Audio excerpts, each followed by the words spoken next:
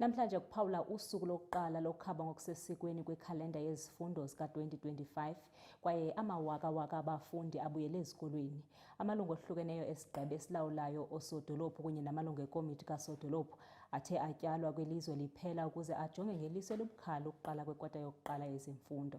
Kwelinye icala, kumajelo onxibelelwano abaninzi bayaqhubeka nokwabelana ngemifanekiso yosuku lokuqala labantwana esikolweni kulo nyaka.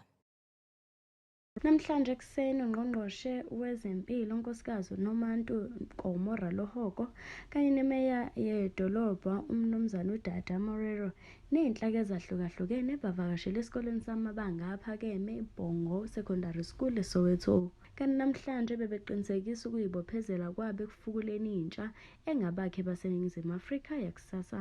Today we are here visiting the schools. I'm sure you have seen that the Premier has made a call that all MECs, it's not the first time, by the way, that we are doing this. Every financial year, we visit schools. And when we go there, we go with the services that we are doing in our departments. But at the same time, we go there to motivate the children and the principal, including the teachers, that they are working with them. Kanti uNgqongqoshe wezempilo Nomuntu Nkomora Lohoko ubalule ukubaluleka kosuku lwanamhlanje ukufundiswa kwabantwana ngendlela yokuziphatha kwazise bekhona ney'nhlaka ezihlukahlukene zezempilo ukuqwashisa abantwana ngokuziphatha. We have a campaign called Sizakuwe, and we have the stalls here that will definitely teach the children how to brush their teeth.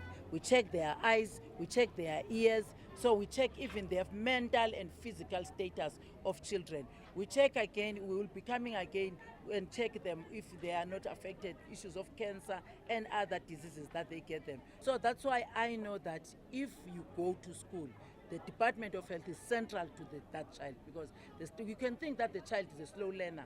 There's no child who's a slow learner. It's because there's something that has affected the child, maybe during birth.